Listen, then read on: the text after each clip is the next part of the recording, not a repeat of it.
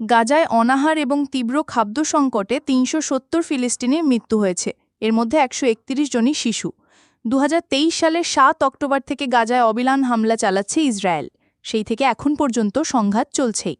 গাজার স্বাস্থ্য মন্ত্রণালয় জানিয়েছে, সেখানে গত ২৪ ঘণ্টায় কমপক্ষে ৩ জন অনাহারে প্রাণ হারিয়েছে। এদিকে বেশ কিছু মেডিকেল সূত্র জানিয়েছে, বৃহস্পতিবার ভোর থেকে ইসরায়েলি বাহিনীর হামলায় গাজা জুড়ে কমপক্ষে ৩১ ফিলিস্তিনি প্রাণ হারিয়েছে। এর মধ্যে ১৯ জনই গাজা সিটি। এছাড়া আরও ৪ জন ত্রাণ সংগ্রহের সময় ইসরায়েলের গুলিতে নিহত হয়েছে। হামাস জানিয়েছে, তারা গাজা পরিচালনার জন্য একটি স্বাধীন জাতীয় প্রশাসন গঠন এবং একটি ব্যাপক যুদ্ধবিরতি চুক্তির জন্য প্রস্তুত। এই চুক্তির আওতায় সব ইসরায়েলি বন্দীকে মুক্তি দেওয়া হবে। ইসরায়েলি প্রধানমন্ত্রী বেনিয়ামিন নেতানিয়াহুর কার্যালয় হামাসের বিবৃতি প্রত্যাখ্যান করে বলেছে, ইসরায়েল পুরো গাজার নিয়ন্ত্রণ নিতে চায়।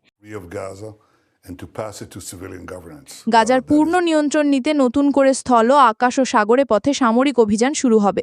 বিবৃতিতে আরও বলা হয়, গাজাবাসীদের গাজা এলাকা ছাড়তে হবে, নয়তো মরতে হবে।